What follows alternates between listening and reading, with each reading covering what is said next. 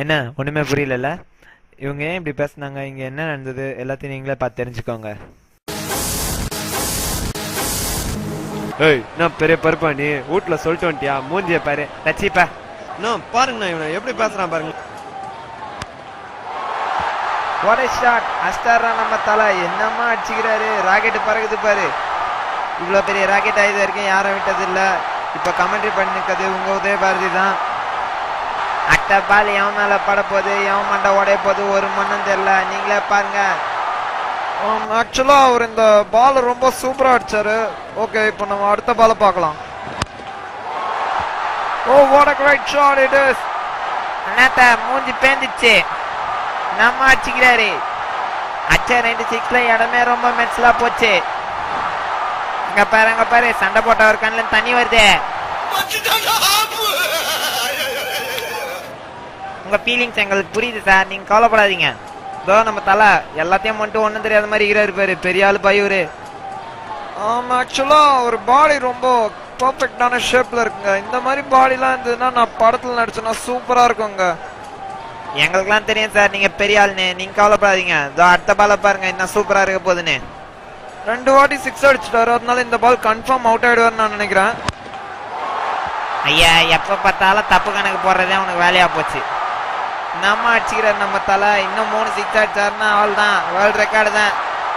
Hello sir, commentary பண்றப்ப இந்த மாதிரிலாம் கிண்டல்லாம் அடிக்காதீங்க சார். சரி ஓகே சார், டென்ஷன் ஆகாதீங்க. மேட்சா பாருங்க. என்னமா அடிச்சிருக்காரு பாத்தீங்களாங்க, அவரு சூப்பரா அடிச்சிருக்காருங்க.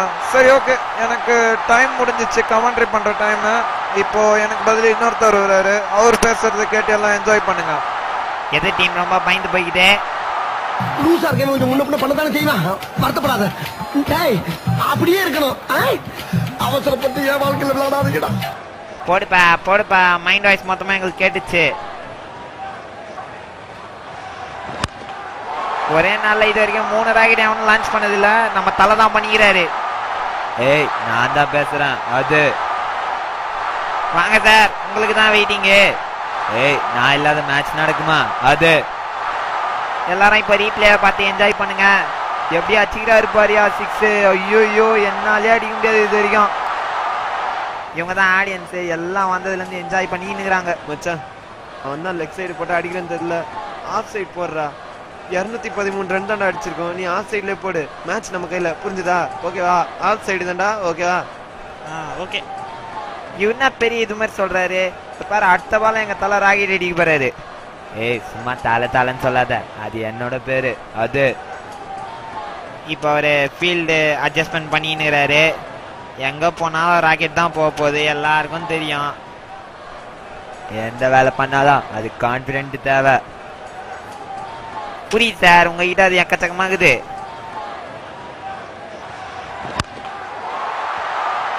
மேட்ச்ல 5வது 6 அடிச்சிட்டாரு யுவராஜ். பெரிய ஆள் அவரு. குழந்தை பையனை போட்டு எருமை அடிக்கிற மாதிரி அடிக்கிறீங்களா? அப்படி என்னையா தப்பு பண்ணா? சூடா போனா அவசரப்பட்டேடா, சிங்கப்பட்டேடா.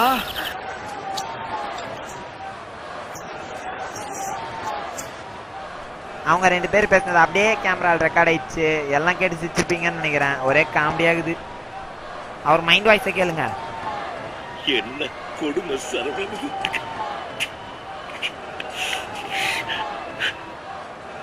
ஐயோ ஹப்பி ஓவரா போறானே. மேட்ச் ரொம்ப சுவாரஸ்யமா போயினே இருக்குது. தலை வேற கிளம்பி போயிட்டாரு. இப்போ புதுசா யாருன்னா வரணும் கமெண்ட்ரிக்கு. அது வரைக்கும் நான் தனியா தான் பண்ணின்னு இருப்பேன். ஏய் நீ ஏன் தனியா பண்ணணும்? அதான் நான் வந்துட்டேன்ல. யுவராஜ் இப்போ ரெடி ஆயிட்டாரு. இந்த பிராடு வராரு. 6வது 6 அடிப்பாரா இல்லையா? ஏ 6வது பால் 6 அடிச்சாரியா பெரியாளே. இதுதான் முதல் தடவை 2020 வேர்ல்டு கப்ல. இது வரைக்கும் இந்த மாதிரி நடந்ததே இல்ல. யுவராஜ் எங்கேயோ போயிட்டாரு. இந்தியாக்காக அவர் 6 6 அடிச்சதுக்கு நான் ரொம்ப பெருமைப்படுறேன். ஆடியன்ஸ்லாம் ஒரே சவுண்டு போட்டுனே இருக்கிறாங்க. என்ன சத்தமாகுது ஒன்னும் புரியல. எல்லாருக்கும் தலகால் கூட ஆட மாட்டேங்குது. அப்படி அடிச்சுக்கிறாரு நம்ம யுவராஜ்.